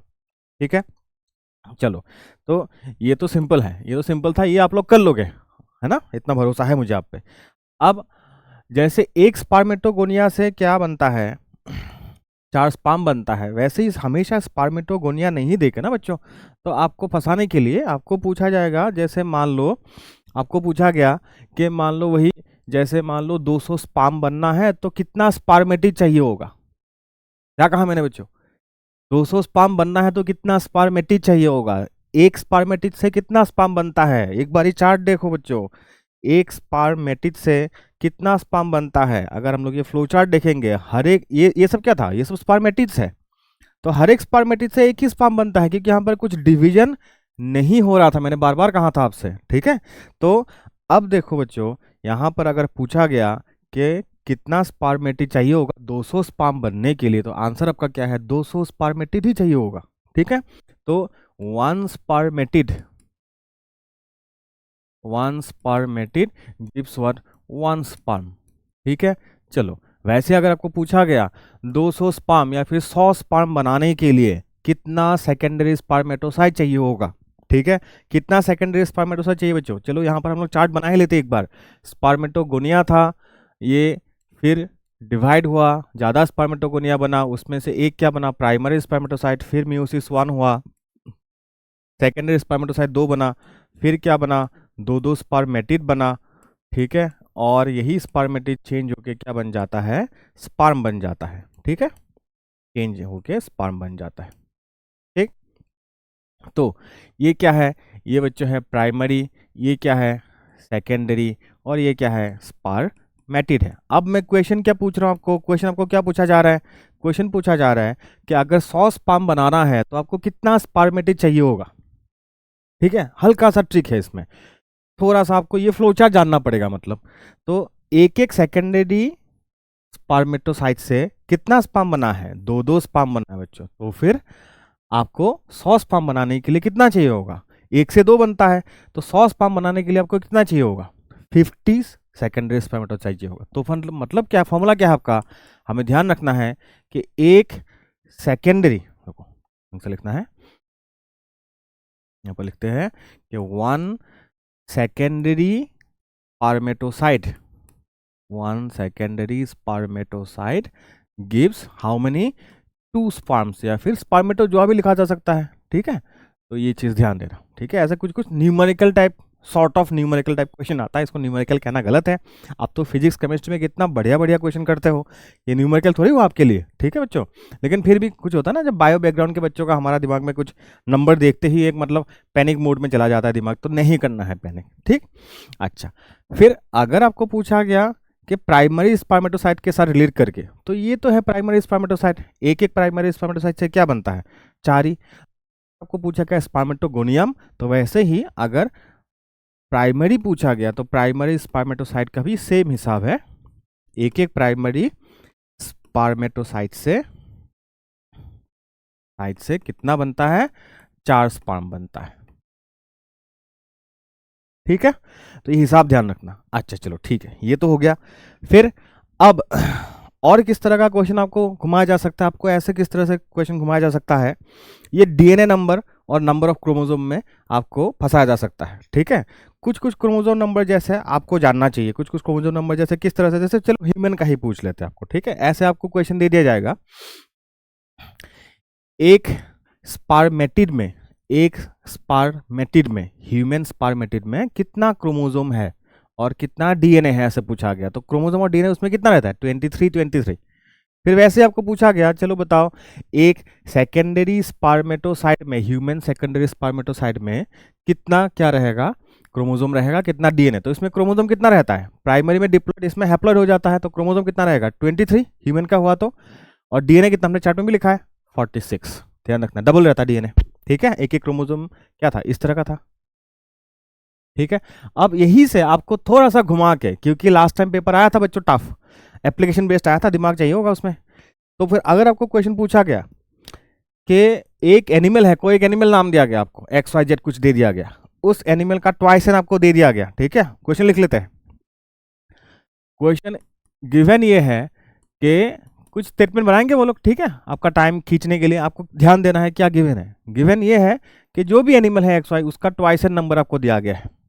हो सकता है आपको एन भी दिया जाए और थोड़ा सा घुमाने के लिए, खैर मैं ट्वाइसन दे देता हूँ। ट्वाइसन मान लो उसमें दे दिया गया 30 है। अब आपको पूछा गया है कि number of chromosome and what and DNA पूछा गया, इन व्हाट, किसमें, in secondary spermatocyte of that certain animal पूछा गया है। ठीक है, वो आपको फाइंड आउट करना है। तो देखो बच्चों, आपको आंसर में सिंपल क्या करना है, अगर ये ट्वाइसन है तो सेकेंडरी स्पर्मेटोसाइट में क्रोमोसोम कितना हो जाएगा, क्रोमोसोम हो जाएगा बच्चों, आपको ढूंढना है 15, फ्लॉइडी हाफ हो जाएगा। डीएनए उसका क्या होगा, डीएनए होगा क्या, डबल होगा 30। ठीक है, तो वही करना है आपको। तो इसका आधा होगा क्या, क्रोमोसोम, इसी नंबर पे होगा क्या, डीएनए। अगर इसमें ट्वाइसन दिया गया है, लेकिन कॉन्सेप्ट समझना है, रटना नहीं है। ठीक है, अगर मान लो यहां पर गिवन ये है n इक्वल्स टू 30 है फॉर एग्जांपल, ठीक है, n इक्वल्स टू 30 है, तो आंसर लेकिन चेंज हो जाएगा बच्चों। n अगर 30 है तो ये पहले केस का, ठीक है, ये पहले केस का। अगर सेकंड क्वेश्चन n 30 दिया गया है तो आंसर चेंज हो जाएगा। तो क्या हो जाएगा बच्चों, चलो कोशिश करते हैं। n 30 है मतलब हैप्लॉइड नंबर ही दिया गया है, और तो इनडायरेक्टली क्या दिया गया, इससे आपको पता होना है, मतलब ट्वाइस मतलब क्या होगा, 60 होगा। ठीक है, तो फिर क्रोमोसोम सेकेंडरी किसमें, सेकेंडरी स्पर्मेटोसाइट में क्रोमोसोम क्या होता है, हैप्लॉइड होता है। तो इतना रहा तो इतना ही रहेगा, ट्वाइस एन दिया गया, ट्वाइस एन का आधा होता है ना, तो एन रहने से एन ही 30 होगा। ठीक है, और डीएनए कितना होगा, डीएनए उसका डबल, एन का डबल 60 होगा। तो ध्यान देना, क्वेश्चन करते टाइम थोड़ा सा घुमा के क्वेश्चन पूछा जा सकता है, और एक क्वेश्चन गलत करोगे थोड़ा सा आपका दिमाग नहीं चलेगा, तो एक क्वेश्चन गलत करोगे मतलब 5 मार्क नीचे, और 5 मार्क नीचे बच्चों मतलब कितना रैंक नीचे जाओगे भगवान ही जानता है, समझ रहे हो। तो हर एक मार्क में बहुत सारे बच्चे होते हैं, तो ध्यान देना। ठीक है, तो ये कुछ हम लोगों ने एप्लीकेशन बेस्ड क्वेश्चन देखा। ठीक है, बाकी सिंपल क्वेश्चन, स्पर्मिएशन, स्पर्मियोजेनेसिस, इन सब से तो क्वेश्चन आने से आप लोग आई होप कर लोगे। क्वेश्चन प्रैक्टिस करना जरूरी है बच्चों। ठीक है, चलो, ताकि आपका दिमाग खुले। ठीक, अब एनसीईआरटी में हमने कहाँ तक कंप्लीट किया बच्चों, स्पर्मिएशन तक हो चुका है। ठीक है, नेक्स्ट जो पैराग्राफ है यहाँ पर आपको कुछ हार्मोन्स का नाम मिलेगा, कौन सा हार्मोन किसको सिग्नल देता है, कैसे स्पर्मेटोजेनेसिस को रेगुलेट किया जाता है, तो पढ़ेंगे हम लोग अच्छे से। और फिर आप एनसीईआरटी पढ़ना, आपको एक एक लाइन एक एक वर्ड समझ में आ जाएगा। चलो, तो अब हेडिंग आपको बनाना है आपके कॉपी में, हार्मोनल रेगुलेशन ऑफ स्पर्मेटोजेनेसिस। ठीक, हर चीज़ का बॉडी में रेगुलेशन होना जरूरी है, ऑब्वियस है। ठीक है, ऐसा तो नहीं है ना कि स्पर्म बनते जाएगा, स्पर्म अगर मान लो रिलीज ही नहीं हो रहा है बॉडी से, तब भी बॉडी स्पर्म बनाए रहा है, ऐसे तो फिर हमारा टेस्टिस ऐसे फूल के बर्स्ट हो जाएगा फिर तो। लेकिन ऐसा नहीं होता है बच्चों, आपने शायद कभी सोचा होगा, है ना, ऐसा नहीं होता, क्योंकि अगर टेस्टिस के अंदर सेमिनिफरस ट्यूब्यूल, एपिडिडर्मिस, इन सब के अंदर स्पर्म जितना होना चाहिए हेल्दी एडल्ट में उतना है, तो उस चीज़ का पता रहता है किसको, हमारे ब्रेन को पता रहता है। तो ब्रेन फिर सिग्नल ही नहीं देता अभी स्पर्म बनाने के लिए। जब वो स्पर्म रिलीज हो जाएगा, या तो स्पर्म उधर रहते रहते मर जाएगा स्पर्म, क्योंकि बाकी सेल की तरह स्पर्म का भी क्या रहता है, अपना लाइफ स्पेन होता है ना, वो जैसे मर जाएगा, फिर जैसे स्पर्म का नंबर कुछ कम हो जाएगा टेस्टिस के अंदर, तब ब्रेन सिग्नल देगा चलो कुछ स्पर्म बनाओ, और स्पर्म लोड को फिर रिफिल करके रखो। ठीक है, तो ये रेगुलेशन कैसे होता है, कौन सा हार्मोन कहाँ से आता है, ये तो मैंने समराइज करके बोल दिया, वो आप अच्छे से हम लोग यहाँ पर बुक में बोला गया है, पढ़ेंगे। ठीक है, तो मैंने क्या कहा, हमारे ब्रेन को पता रहता है ये। तो अब ब्रेन का एग्जैक्टली कौन सा पार्ट इन्वॉल्व होता है? ब्रेन का एक पार्ट है जिसको हम लोग कहते हैं क्या, हाइपोथैलेमस कहा जाता है बच्चों। ठीक है, क्लास 11th में ब्रेन, ह्यूमन ब्रेन आपने पढ़ा था नर्वस सिस्टम में, तो उसमें फोर ब्रेन का ही एक पार्ट है हाइपोथैलेमस बच्चों। Fore brain, hind brain, mid brain, तीन पार्ट नहीं रहता, तो फोर ब्रेन का एक पार्ट है हाइपोथैलेमस। ठीक है, जिन लोगों ने नहीं पढ़ा, बस हाइपोथैलेमस ब्रेन का पार्ट है, बस इतना जान लो काफी है। तो अब ये क्या करता है ना बच्चों, जैसे आप लोगों ने पढ़ा होगा कि हमारे हर ग्लैंड को कंट्रोल करता है, मोस्ट ऑफ द ग्लैंड्स को कंट्रोल करता है कौन, पिट्यूटरी ग्लैंड।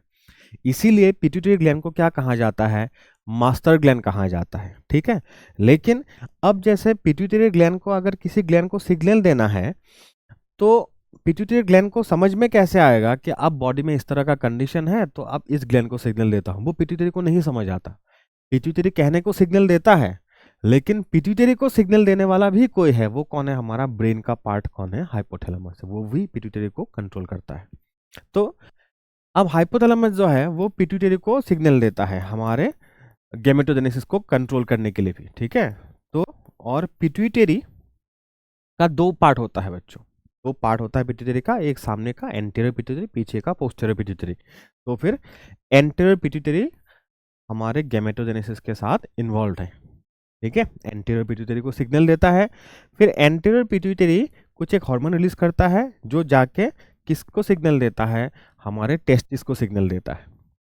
ठीक, अब देखो एक चीज आपको बता दूं मैं कि टेस्टिस हो या फिर क्या हो, ओवरी हो, उनको क्या कहा जाता है, गोनाड कहा जाता है। ठीक है, मैं यहाँ पर नेक्स्ट स्लाइड में नोट करके रख देता हूँ, हमने नया, हो सकता है किसी के लिए नई बात हो, तो टेस्टिस हो या फिर ओवेरीज हो, उनको क्या कहा जाता है बच्चों, उनको कहा जाता है,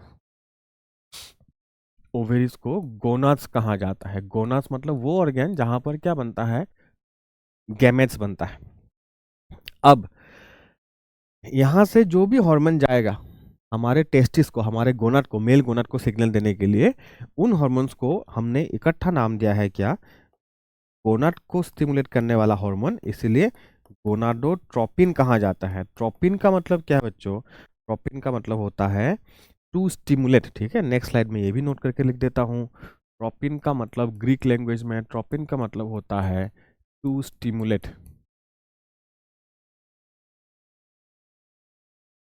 ठीक है, अच्छा, तो अब गोनाडोट्रोपिन किसको स्टिमुलेट करेगा, गोनाड्स को करेगा। ठीक है, गोनाडोट्रोपिन एक नहीं होता, मेनली दो होता है।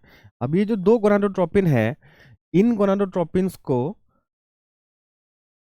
जाके किसको सिग्नल देना है, टेस्टिस को। टेस्टिस में किसको, अभी देखो पहले तो गोनाडोट्रोपिन दो कौन सा है वो हम लोग लिखेंगे, एक है ल्यूटिनाइजिंग हार्मोन, दूसरा है फॉलिकल स्टिमुलेटिंग हार्मोन। ठीक है, नाम समझ आ गया, ल्यूटिनाइजिंग हार्मोन और एक फॉलिकल स्टिमुलेटिंग हार्मोन। ठीक है, यहाँ पर लिखा हुआ है, ये देखो, ल्यूटिनाइजिंग हार्मोन और एक क्या है, फॉलिकल स्टिमुलेटिंग हार्मोन।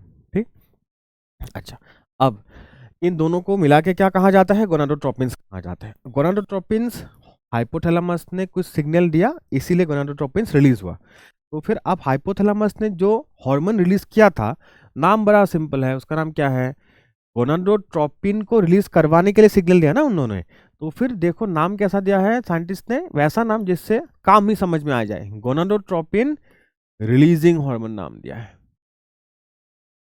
ठीक है, तो इसी को शॉर्ट में क्या लिखा जाता है, GnRH लिखा जाता है, गोनाडोट्रोपिन रिलीजिंग हार्मोन। आ गया समझ, चलो, तो हाइपोथैलेमस से ये हार्मोन आएगा, जैसे ही इस हार्मोन का सिग्नल मिलेगा पिट्यूटरी को, तो पिट्यूटरी ऑब्वियसली क्या रिलीज करेगा, गोनाडोट्रोपिन, जो दो तरह का होता है, LH एंड FSH। अब देखो ये दोनों जैसे ब्लड के साथ पहुंच जाता है कहाँ, हमारे टेस्टिस में पहुंच जाता है।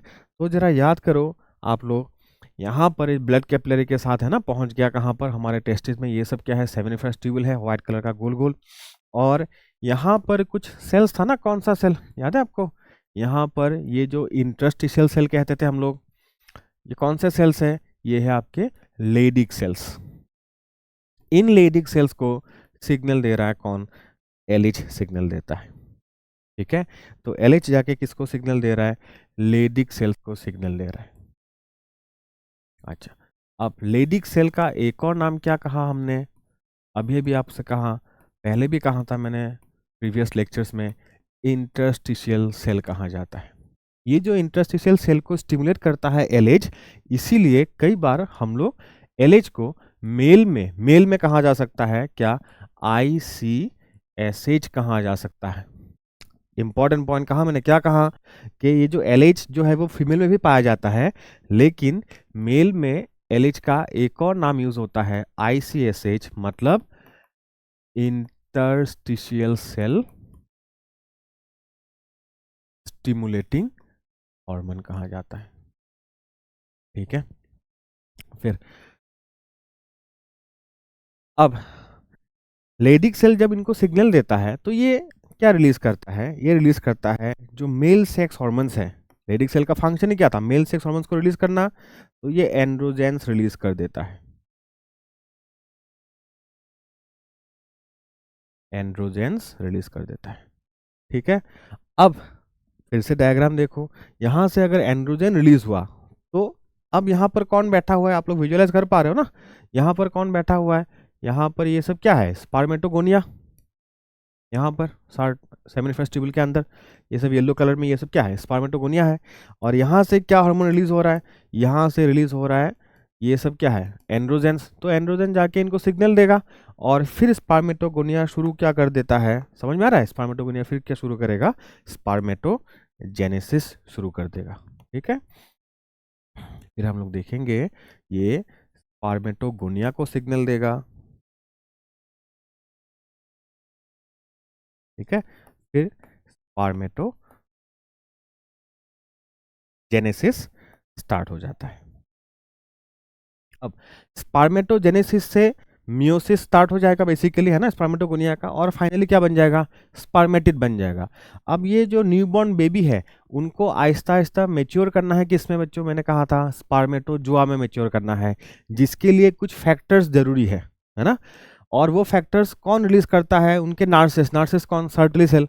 तो सर्टली सेल को भी किसी को बोलना पड़ेगा ना कि अभी बच्चे आने वाले हैं, तुम लोग ये फैक्टर्स रिलीज करना शुरू कर दो। तो कौन बोलता है, एलएच का भाई कौन, FSH। देखो बुक में साफ साफ लिखा गया है, क्या लिखा गया बुक में, कि FSH acts on the Sertoli cells and stimulates, क्या स्टिमुलेट करता है, secretion of some factors which help in the process of what, spermiogenesis, process of conversion of spermatid into what, sperm. ठीक है, चलो, तो अब ये जो FSH है वो सिग्नल देगा किसको, सर्टुली सेल्स को, सर्टुली सेल्स को।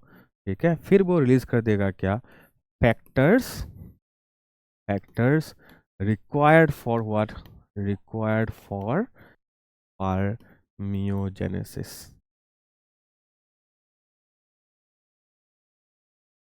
आई बात समझ। तो ये जो है बच्चों, ये है hormonal regulation of one spermatogenesis. अब देखो बच्चों, जितना बुक में कहा गया है वो तो हमें समझ में आ गया है कि कैसे कौन सा हार्मोन जाके सिग्नल देता है और कब कैसे जाके फिर स्पर्म बनना शुरू हो जाता है। लेकिन शुरू कैसे हो गया वो जानना तो ठीक है, लेकिन अगर आप नीट के लिए तैयारी कर रहे हो ना, तो आपको इतना भी समझना जरूरी है साथ में कि स्पर्म सिंथेसिस को रोका कैसे जाएगा, तब ना समझ में आएगा पूरा रेगुलेशन। ठीक है, ये तो शुरू कैसे होगा वो हमें समझ में आ गया। स्पर्म सिंथेसिस को रोकने के लिए जो मैकेनिज्म है उसको हम लोग नेगेटिव फीडबैक मैकेनिज्म कहते हैं। फिर किसी भी चीज को ना रोकने के लिए जो सिग्नलिंग जाता है उसको नेगेटिव सिग्नलिंग कहा जाता है, या फिर नेगेटिव फीडबैक कहा जाता है। अब स्पर्मेटोजेनेसिस का नेगेटिव फीडबैक कैसे होता है, देखो, जैसे ही बहुत ज्यादा क्या बन जाएगा, एंड्रोजेंस बन जाएगा। ठीक है, लेडिक सेल क्या रिलीज कर रहा है, एंड्रोजन रिलीज कर रहा है। ये सब कहाँ जाएगा, एंड्रोजन का काम खाली क्या नहीं है, एंड्रोजन का काम है खाली स्पर्मेटोगोनिया को सिग्नल देना नहीं है, पूरे बॉडी में जो भी हमारा मेल स्पेसिफिक कैरेक्टर वगैरह मेंटेन होता है ना, जैसे ये मूंछे बनना जो भी थोड़ा बहुत आ रहा है, हमारा वॉइस कैसा होता है, ये जो मेल स्पेसिफिक कैरेक्टर है उनको मेंटेन रखना इसका काम है। तो एंड्रोजन ब्लड के थ्रू पूरे बॉडी में फैलेगा। जब एंड्रोजन यहाँ पर ऐसे बन रहा है ना, तो जब ज़्यादा एंड्रोजन हो जाएगा किस में, हमारे ब्लड में, तो वो एक्सेस एंड्रोजन किसको समझ में आ, किसको दिख जाता है, क्योंकि सेम ब्लड तो घूमते घूमते कहाँ पहुँच जाएगा, हाइपोथैलेमस भी पहुँच जाएगा ना। तो हाइपोथैलेमस तुरंत रिलीज करना बंद कर देगा क्या, तुरंत नहीं मतलब आहिस्ता आहिस्ता रिलीज करना बंद कर देगा क्या, GnRH। अगर हाइपोथैलेमस ने GnRH बंद कर दिया तो ऑटोमेटिक ये पूरा फ्लो चार्ट बंद हो जाएगा और फिर तब स्पर्मेटोजेनेसिस भी बंद हो जाएगा। ये तो हो गया एक सिग्नलिंग मैकेनिज्म।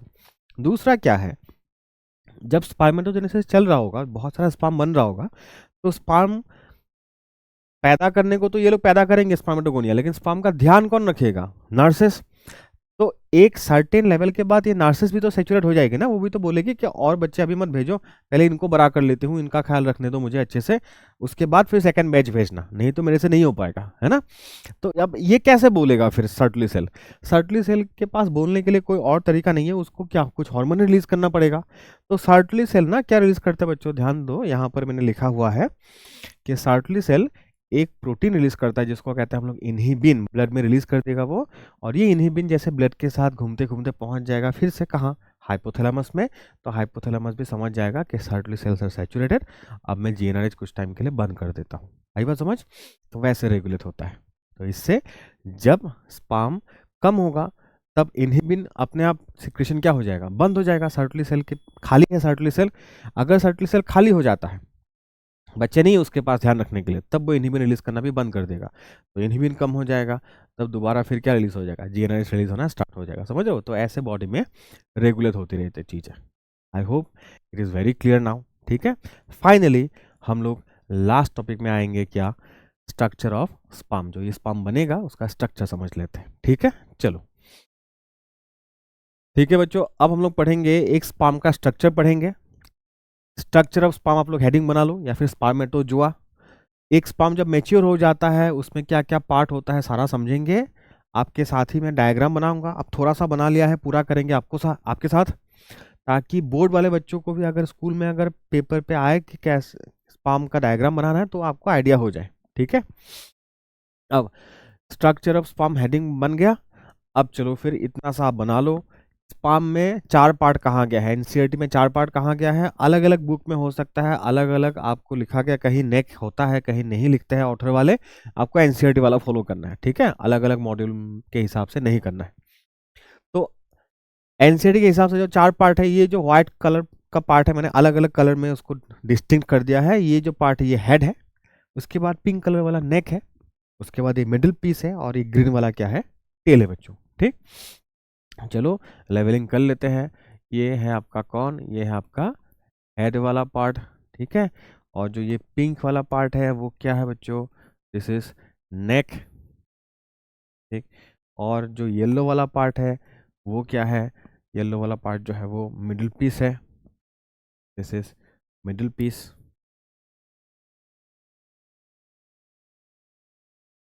ठीक, फिर जो ग्रीन वाला पार्ट है वो क्या है, उसका टेल है, ग्रीन वाला पार्ट। ठीक है, ये ये टेल है, या फिर उसको क्या कहा जाता है, फ्लैजेला भी कहा जाता है। वैसे फ्लैजेला एक ही है तो उसको फ्लैजेलम लिखना चाहिए बच्चों। ठीक है, अच्छा, अब हर एक कंपोनेंट, ये तो 4 पार्ट हो गया, हर पार्ट के अंदर क्या क्या सब कंपोनेंट है, उसका क्या रोल है। हेड में 2 मेन कंपोनेंट है, एक है एक्रोजोम, और उसके नीचे एक आपको क्या मिलेगा, जो मेन चीज है, स्पर्म को क्या लेके जाना है होम तक, मेल का कैरेक्टर है ना, मेल पार्टनर का कैरेक्टर। तो यहाँ पर क्या है, यहाँ पर वो हैप्लॉइड कंटेंट ऑफ क्या है, डीएनए है, मतलब इसमें कितना है, 23 क्रोमोसोम्स है। ठीक है, अब न्यूक्लियस तो जाके फ्यूज हो जाएगा ओवम के न्यूक्लियस के साथ। एक्रोजोम में क्या है, उसमें कुछ एंजाइम्स है जो हेल्प करता है किसको, एक के चारों तरफ जो भी मेम्ब्रेन है उसको पेनिट्रेट करने के लिए, एक का सेल मेम्ब्रेन भी फ्यूज करना पड़ेगा, उसको पेनिट्रेट करने के लिए कुछ कुछ हमें क्या चाहिए होगा, डाइजेस्टिव एंजाइम चाहिए होगा, है ना। तो फिर ये एंजाइम हमने यहाँ पर स्टोर करके रखा है, उन एंजाइम्स को एक साथ क्या कहा जाता है, स्पर्म लाइसिन कहा जाता है। ठीक है बच्चों, चलो लिख के रखते हैं। तो हेड में क्या पाया जाता है, स्पर्म में होता है मेनली कितना पार्ट, 4 पार्ट होता है, साथ साथ आपको भी लिखना है। 4 पार्ट में पहला पार्ट क्या है बच्चों, हेड है, और हेड में 2 पार्ट होता है, एक है कौन, एक्रोजोम। एक्रोजोम के बारे में मैंने अभी क्या कहा, एक्रोजोम के बारे में कहा कि कंटेन्स एंजाइम्स, डाइजेस्टिव एंजाइम्स है ये सब। ठीक है, इनको इकट्ठा क्या कहा जाता है, एंजाइम्स, कलेक्टिवली नोन एज क्या कहा जाता है, स्पर्म लाइसिन कहा जाता है, लाइसिन्स, आंदोलन कर देना इसको। इसका काम क्या है? They help in what?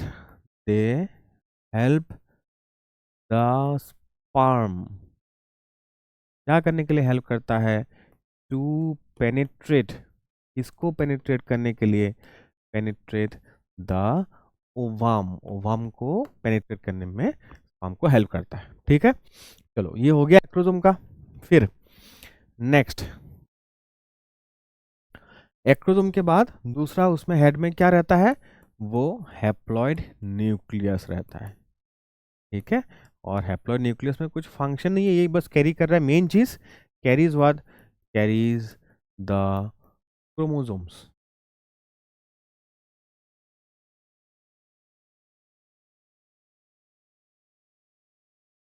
चलो ये हो गया हेड का। फिर नेक्स्ट आ जाते हैं हम लोग सेकेंड पार्ट, नेक में क्या चीज़ है। चलो नेक में क्या है, बुक में एनसीईआरटी में अच्छे से लिखा नहीं क्या है, मैं आपको बता दूं। नेक में वैसे होता है, हर एक सेल में जैसे सेंट्रियोल होता है ना, तो यहाँ पर क्या होता है, दो सेंट्रियोल होता है। ठीक है, दो सेंट्रियोल, जिनको सेंट्रियोल नहीं समझ में आता, ये बस आप ऐसे मान लो ना, ये क्या है, सेंट्रोजोम बोल के एक सेल ऑर्गेनेली है जो बहुत इंपॉर्टेंट है किस में, सेल डिवीजन के लिए। एनिमल सेल में जब सेल डिवाइड होता है तो क्रोमोसोम्स को ऐसे खींचने के लिए ना कुछ थ्रेड लाइक स्ट्रक्चर बनता है, उनको माइटोटिक स्पिंडल कहा जाता है, वो इन सेंट्रियोल से ही बनता है। और सेंट्रियोल्स होता है एक ऑर्गेनेली के अंदर, जिसको हम लोग क्या कहते हैं, सेंट्रोजोम कहा जाता है बच्चों। ठीक है, तो एक सेंट्रोजोम के अंदर दो सेंट्रियोल होता है, तो यहाँ पर ये दो सेंट्रियोल है। ठीक है, अच्छा एक बार एनसीईआरटी में देखेंगे, देखो एनसीईआरटी में यहाँ पर एक सेंट्रियोल दिखाया गया है, दूसरा नहीं दिखाया गया है वैसे। ठीक है, एनसीईआरटी में ये देखो नेक वाले पोर्शन पे अगर ध्यान से देखोगे, ये व्हाइट कलर का आपको डॉट दिख रहा है, तो इसको सेंट्रियोल कहा जाता है, ये एक सेंट्रियोल है। ठीक, अच्छा अब ये जो सेंट्रियोल है, अगर एनसीईआरटी में ध्यान से देखोगे, ये जो सेंट्रियोल दिखाया गया है, ये इस सेंट्रियोल से कुछ कुछ ना ऐसे फाइबर जैसा स्ट्रक्चर निकल के आ रहा है। ठीक है, और ये जो फाइबर जैसा स्ट्रक्चर है, उनको एक्सियल फिलामेंट या फिर एक्सोनिम कहा जाता है। क्या कहा मैंने, इनका नाम क्या है, एक्सोनिम है बच्चों। ठीक है, इनका नाम एक्सोनिम है। ये जब पाम एक्चुअली अपने टेल को मूव कर रहा होता है, जैसे मैं अपने लेग्स को मूव कर रहा हूँ, तो लेग्स में हाथ को मूव कर रहा हूँ, तो हाथ में एक्चुअली हाथ के अंदर जो बोन है वो मूव कर रहा है ना, तब जाके हाथ का मूवमेंट आपको दिख रहा है। वैसे ये जब टेल को मूव करता है, तो टेल के अंदर ये जो एक्सोनिम है वो एक्चुअली मूव कर रहा होता है। और ये एक्सोनिम बनता कहाँ से है, इस सेंट्रियोल से बनता है बच्चों। तो नेक का भी इंपॉर्टेंट रोल है। अब हम लोग यहाँ पर लिखेंगे। ठीक है, तो यहाँ पर लिखेंगे, ये जो सेंट्रियोल है इसका नाम क्या है, ये है आपका डिस्टल सेंट्रियोल है, डिस्टल सेंट्रियोल है। और ये जो सेंट्रियोल है ये डिस्टल है, तो ये वाला जो सेंट्रियोल है ये क्या है, ये प्रॉक्सिमल सेंट्रियोल है बच्चों।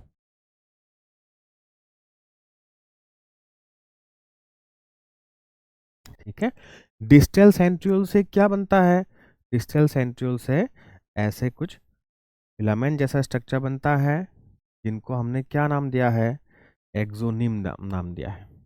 ठीक है, एक नहीं कई होता है वैसे, ज़्यादा नहीं बनाऊंगा, मेरे से नहीं बन पाएगा इतने से जगह पर, ड्राइंग इतना अच्छा होता नहीं है। ठीक है, तो अब इनका नाम क्या है, इसका नाम है एक्सोनिम।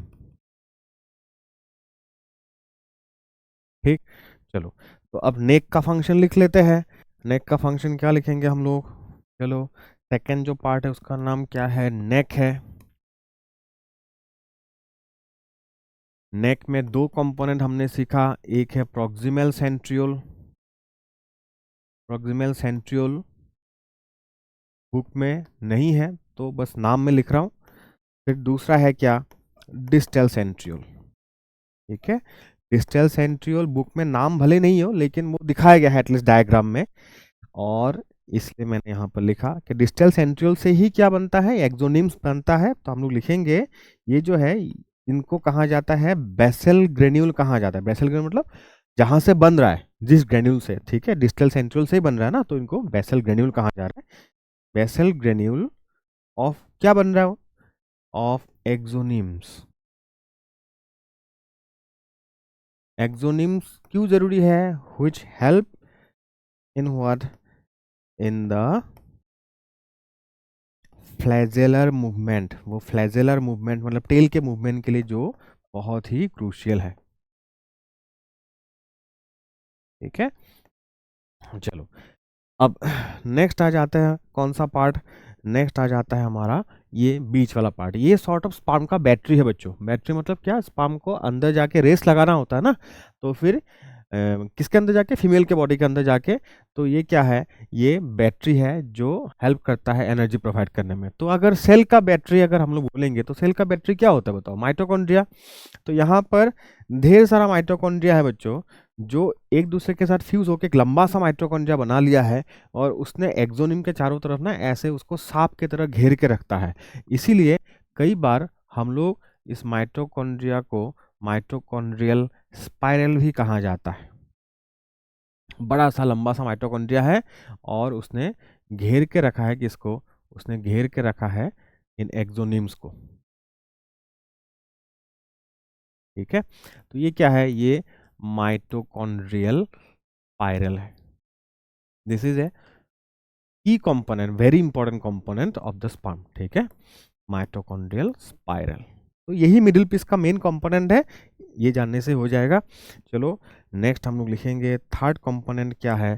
थर्ड कंपोनेंट है आपका मिडिल पीस। चलो लिखो थर्ड कंपोनेंट जो है वो क्या है? मिडिल पीस है।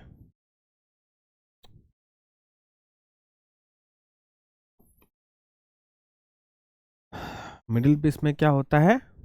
एक ही चीज होता है मेनली, माइटोकॉन्ड्रियल स्पाइरल, और बाकी उसके बीच में से क्या जा रहा है? एक्सोनिम तो है ही। ठीक है, तो माइटोकॉन्ड्रियल स्पाइरल है उसमें। और ये क्या है? This is the power house, obviously, है ना, पावर हाउस ऑफ स्पर्म। ठीक है, अच्छा फिर लास्ट कंपोनेंट जो है वो क्या है? वो बस टेल है, और उसका फंक्शन क्या है? वो स्पर्म मोटिलिटी प्रोवाइड करता है। Provides what? Provides sperm motility.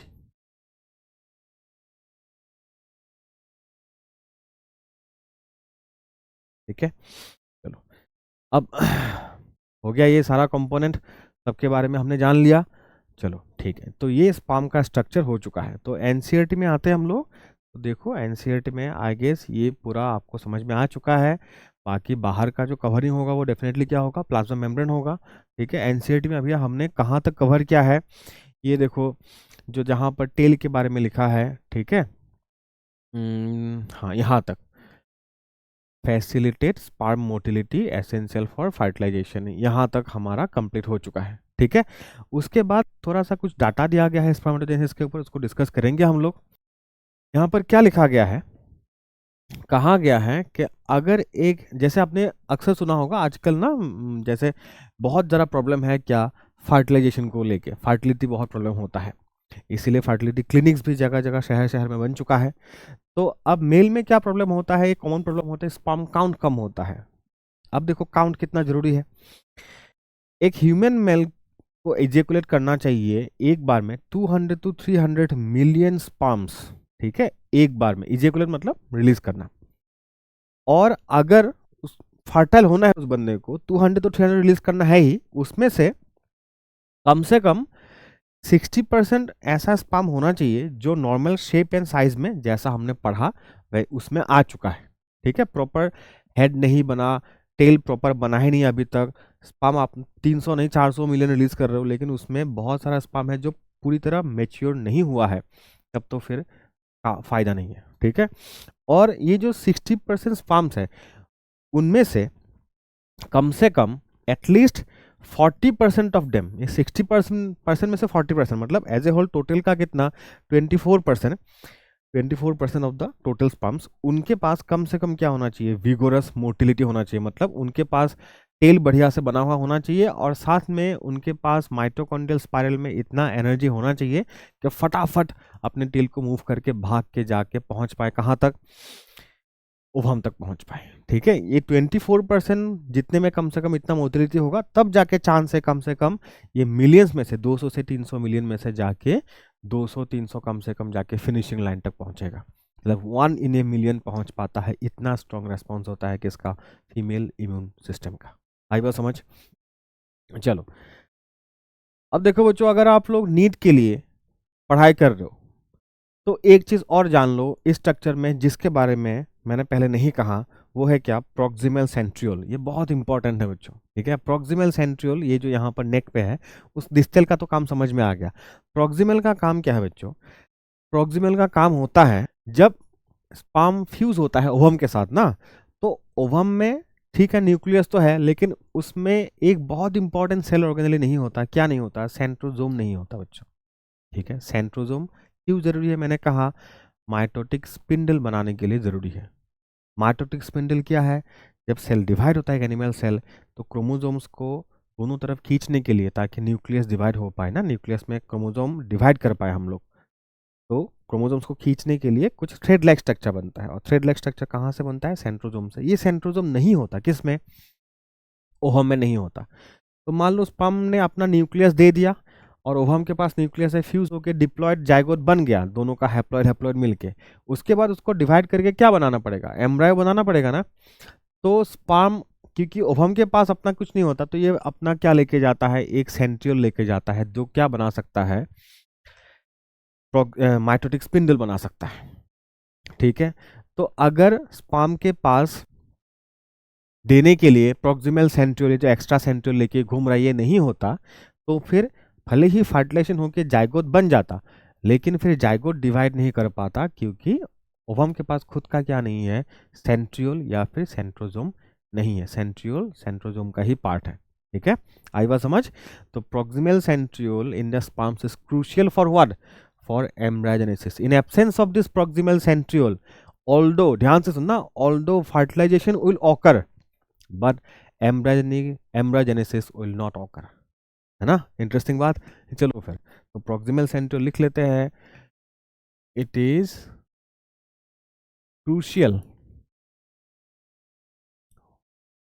For division of what, for division of zygote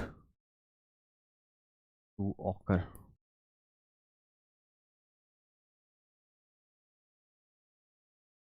आ गया समझ। चलो चलो फाइनली रैप अप कर देते हैं किसको, स्पर्मेटोजेनेसिस को। पूरा लास्ट में एक पैराग्राफ पढ़ा हुआ है, ये हमने पहले भी थोड़ा सा पढ़ा था इनडायरेक्टली।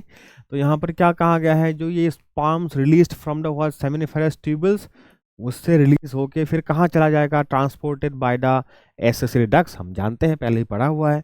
ये कहाँ जाएगा, रेटिटेस्टिस, फिर वासा इफरेंशिया, फिर एपिडिडाइमिस, फिर वास डिफरेंस, ऐसे करके। तो ये जो सिक्रेशन ऑफ क्या है, epididymis, vas deferens, seminal vesicle और जो प्रोस्टेट ग्लैंड्स है, मतलब 2 एसेसरी डक्ट और 2 एसेसरी ग्लैंड। ठीक है, इनका सिक्रेशन क्या कहा गया है, एसेंशियल है for what, maturation of and motility of the sperms. इनका क्या सिक्रेशन है, हम लोगों ने पहले पढ़ा हुआ मेल रिप्रोडक्टिव सिस्टम में। ठीक है, खास करके एसेसरी ग्लैंड का। और फिर इन सब का जो सिक्रेशन है उसको मिला के जो फ्लूइड बनता है, जो स्पर्म के साथ रिलीज होता है, उसको क्या कहा जाता है, सेमाइनल प्लाज्मा। और सेमाइनल प्लाज्मा स्पर्म के साथ जब मिल जाता है, हमने पहले ही पढ़ा, उसको क्या कहा जाता है बच्चों, सीमेन कहा जाता है। सीमेन मतलब क्या, seminal plasma plus what, sperm. Seminal plasma मतलब क्या, secretions of what, epididymis, vas deferens, seminal vesicle and prostate gland. ठीक है, आपको पूछा जाएगा घुमा के question, which of the following is not involved in the secretion of seminal plasma, तो उसमें कहीं ऑप्शन डाल देंगे। ठीक है, कुछ ऐसा ऑप्शन डाल दिया, फॉर एग्जांपल यूरेथ्रा डाल दिया, रेटिटेस्टिस डाल दिया, तो ये सब आंसर होगा उसका। ठीक है, ये जो है ये इन्वॉल्व है किसको, सेमाइनल प्लाज्मा को बनाने में। ठीक है, फिर द फंक्शंस, लास्ट में क्या लिखा गया ध्यान देना, स्टेटमेंट आता है, the functions of male accessory ducts, rete testis वगैरह सब कुछ, and glands are maintained by क्या, टेस्टिकुलर हार्मोन। कौन, एंड्रोजन मेंटेन करता है। इंपॉर्टेंट स्टेटमेंट है बच्चों। ठीक है, तो आई होप ये क्लियर हो चुका है। आप लोग बोर्ड में नोट करके रख देना, जो हमने लास्ट में अभी अभी सीखा। क्या सीखा, लास्ट में हमने सीखा कि जो सीमेन होता है, चलो लिखो, मैं भी लिख रहा हूँ, आप भी लिखो साथ साथ, तुरंत लेक्चर बंद मत करो। सीमेन मतलब पार्म्स प्लस हमने क्या लिखा, सेमाइनल प्लाज्मा लिखा, ठीक है। और सेमाइनल प्लाज्मा का मतलब क्या है, secretions of what, secretions of, किसका सिक्रीशन, एपिडिडाइमिस का सिक्रीशन, लिखते जाओ, ये नहीं रोकना है। फिर दूसरा एपिडिडाइमिस के बाद क्या है, वास डिफरेंस का सिक्रीशन, ठीक है। और किसका सिक्रीशन, सेमाइनल वेसिकल का। मैंने कहा था सेमाइनल प्लाज्मा का मैक्सिमम सेमाइनल वेसिकल रिलीज करता है, इसीलिए उसका नाम क्या है, सेमाइनल प्लाज्मा है, ठीक है, वेसिकल। फिर उसके बाद लास्ट में प्रोस्टेट ग्लैंड है,